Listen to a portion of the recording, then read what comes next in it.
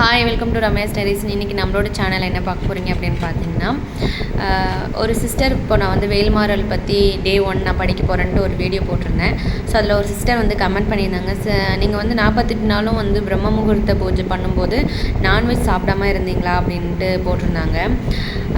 நான் வந்து அதுக்கு என்ன சொல்கிறேன்னா, நான் வந்து ஹாஸ்டலில் இருந்து படிச்சுட்டு இருந்தேன். மேக்கப் ஆர்டிஸ்ட் படிச்சுட்டு இருக்கும்போது, கிளாஸ் படிச்சுட்டு இருக்கும்போது நான் காலையில் 4 மணிக்கு எழுந்திரிச்சு நான் விளக்கு போடுவேன். அன்றைய டே ஃபுல்லாக நான் வந்து நான்வெஜ் சாப்பிட மாட்டேன், அப்படிலாம் சொல்ல மாட்டேன்.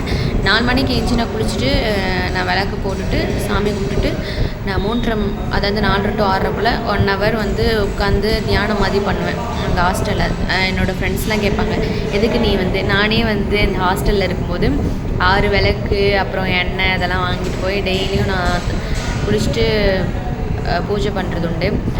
சில டைம் நம்ம நான்வெஜ்ஜு சாப்பிட்டுட்டேன் அப்படின்னா, அன்றைக்கி எங்கள் ஹாஸ்டலில் தவிர்க்க முடியாத சுச்சுவேஷன்லேயோ இல்லை நான் நான்வெஜ்ஜு சாப்பிட்டுட்டுனா கூட நான் என்ன பண்ணுவேன், அன்றைய மறுநாள் வந்து நான் தலை குளிச்சிடுவேன். மற்ற நாளில் வந்து நான் டெய்லியும் தலை குளிக்க முடியாது இல்லையா. நான் சுத்தமாக இருக்கேன் அப்படின்னா நான் வந்து மேல் மட்டும் குளிச்சுட்டு நான் வந்து பிரம்ம முகூர்த்த பூஜை வந்து பண்ண ஆரம்பிச்சிருவேன். சில பேர் வந்து கேட்பாங்க, 48 நாள்னால் நான்வெஜ் சாப்பிடவே கூடாதுன்னு. நான்வெஜ் வந்து சாப்பிட்றதும் சாப்பிடாததும் அவங்களோட விருப்பம்தான். சில பேருக்கு வந்து டாக்டர் சொல்லியிருப்பாங்க, உடம்புல சத்து கிடையாது, நீங்கள் முட்டை சாப்பிட்ணும், இல்லை ப்ரோட்டீனுக்கு வந்து சிக்கன் மட்டன்லாம் எடுத்துக்கணும்னு நிறைய பேர் சொல்லியிருப்பாங்க. ஸோ அந்த சுச்சுவேஷனில் இருக்கிறவங்களும் சாமி கும்பிடணும்னு நினைப்பாங்கள்ல. ஸோ அது தவிர்க்க முடியாது.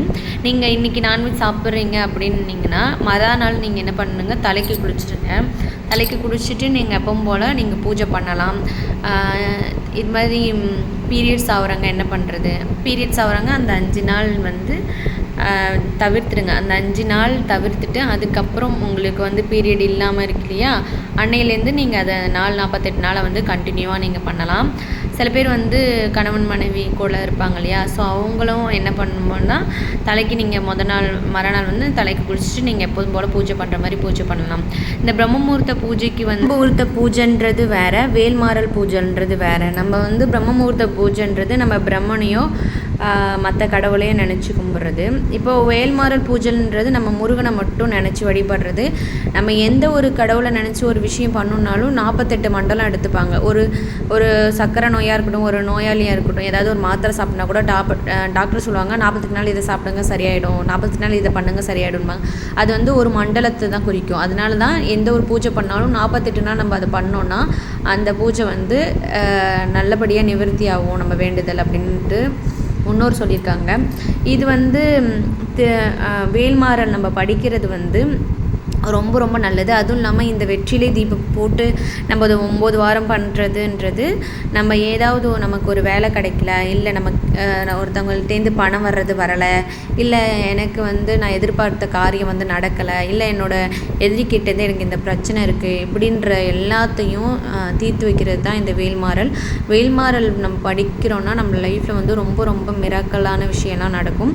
கண்டிப்பாக வந்து நீங்கள் வேல்மாறல் படித்து பாருங்கள். படித்த பிறகு உங்களுக்கே வந்து அதோட பாசிட்டிவ் வைப்லாம் தெரியும்.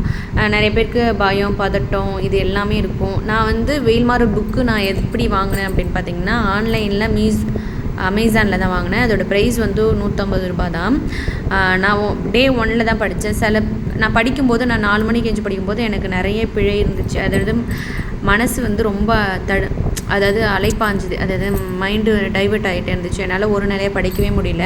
அதுக்கப்புறம் நான் கொஞ்சம் வந்து அமைதியாக தியானம் பண்ணுற மாதிரி ஓம்ட்டு ஒரு 5 மினிட்ஸ் நான் பண்ணிவிட்டு அதுக்கப்புறம் படிக்க ஆரம்பித்தேன். நான் பிழை இல்லாமல் படித்து முடிச்சிட்டேன்.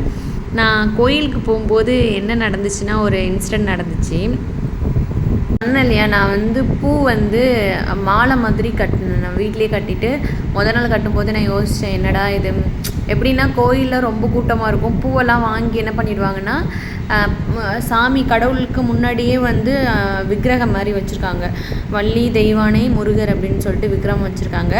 எப்போவுமே நம்ம கொடுக்குற பொருளை சாமி மாலையெல்லாம் அந்த இடத்துல தான் சாத்துவாங்க. கருவறைக்கு இருக்கிற சாமிக்கிட்ட வந்து அது போகாது. என்ன நடந்துச்சுன்னா, நான் வந்து என்னோடய பிறந்தநாள் அன்னைக்கு நான் கோயிலுக்கு போனேன், ஞாயிற்றுக்கிழமை போனேன். முதல் நாளே நான் இது அரளிப்பூ பிடிக்குன்னு சொல்லிவிட்டு நான் உட்காந்து என் கையாலே கட்டிட்டு நான் அந்த வந்து 4 அடி வேல்மாறல் வந்து திருத்தணியில் உதித்தருளும் ஒருத்தன் மலை விருத்தன் என குலத்தினுரை அறுத்த குகன் நடத்து குகன் வேலே அப்படின்னு சொல்லி நான் அந்த ஒரு 4 வரியை மட்டும் படிச்சுட்டே நான் அந்த பூவை கட்டினேன். கட்டும்போதே வந்து எனக்கு என்னென்னா அதாவது மைண்டு டைவர்ட் ஆகிட்டே இருந்துச்சு. ஏன்னா அந்த வேல்மாறலை வந்து ஒழுங்காக படிக்கவே விட மாட்டாங்களாம். ஸோ வந்து டைவர்ட் ஆகிட்டே இருந்துச்சு. நான் கோயிலுக்கு போனேன். கரெக்டாக வந்து காலையில் 9 மணி தான். அது கோயில் வந்து நட சாத்துகிற டைம் 10:30 மணிக்கெலாம் சாத்திடுறாங்க. நான் போயிட்டுருக்கும்போது என்ன பண்ணேன்னா, எல்லோரும் பூவை வந்து இந்த வெளியில் இருக்கிற விக்கிரகத்துக்கே வாங்கி கொடுத்துட்டு இருந்தாங்க. நான் போகிற டைம் நான் போய் நான் சாமி கும்பிட்டுட்டு இருக்கும்போது என்னோடய மாலையை நான் கொடுத்தேன். நான் போகும்போது எந்த கூட்டமே இல்லை, அவ்வளோ கூட்டம் இருந்தது. நான் போகும்போது கூட்டமே இல்லை. அப்படின்னா உடனே கூட்டம் எல்லாமே கலைஞ்ச மாதிரி இருந்துச்சு. நீங்கள் சொன்னால் நம்புவீங்களா மாட்டிங்களான்னு தெரியல, சீரியஸாக இதுதான் நடந்துச்சு. கூட்டமே இல்லை. நான் ஃபஸ்ட்டு போய் நிற்போம்ல, இந்த கம்பி வழியாக சுற்றி போய் ஃபஸ்ட்டு நிற்போம்ல, அதேமாதிரி நான் போய் நின்றுட்டேன். என்னோடய பூவை நான் அந்த பூசாரிக்கிட்ட கொடுக்கும்போது அந்த பூசாரி அந்த மாலையை எடுத்துகிட்டு போய் அந்த கருவறையில் இருக்கிற பெருசாக இருந்தார் அந்த முருகர், அவரோட கழுத்து பகுதியில் கரெக்டாக போய் என்னோடய மாலையை வந்து வச்சிட்டாரு. அதாவது சுற்றி இப்படி வச்சிட்டாரு. கரெக்டாக அது அவர் கழுத்துக்கே நான் பண்ண மாதிரி இருந்துச்சு. சின்ன அந்த வளைவு இருக்கு இல்லையா, அதுக்கே பண்ண மாதிரி இருந்துச்சு. கரெக்டாக அதில் அப்படியே ஒட்டி வச்ச மாதிரி வச்சிட்டாரு, அதாவது மாட்டி வச்ச மாதிரி வச்சிட்டாரு. எனக்கு செம்ம ஹாப்பி. என்னடா முருகா இவ்வளோ மிராக்கிள் பண்ணீங்க.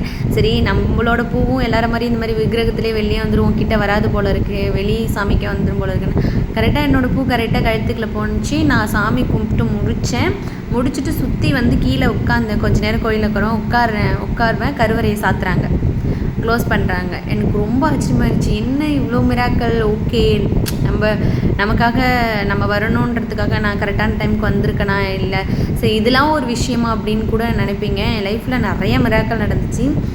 நான் வந்து இது சொல்லிக்கிட்டே போகலாம். நான் வந்து திருநெல்வேலி ஷூட்டிங் போயிருந்தேன்.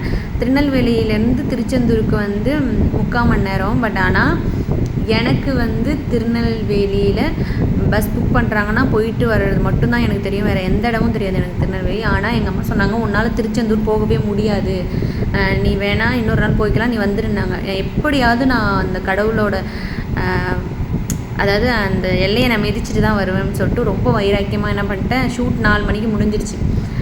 4 மணிக்கு இதில் என்னென்னா ரொம்ப மிராக்கல் பண்ணார் அவர். ஐயோ, அதெல்லாம் அடுத்த வீடியோவில் சொல்கிறேன் நான்.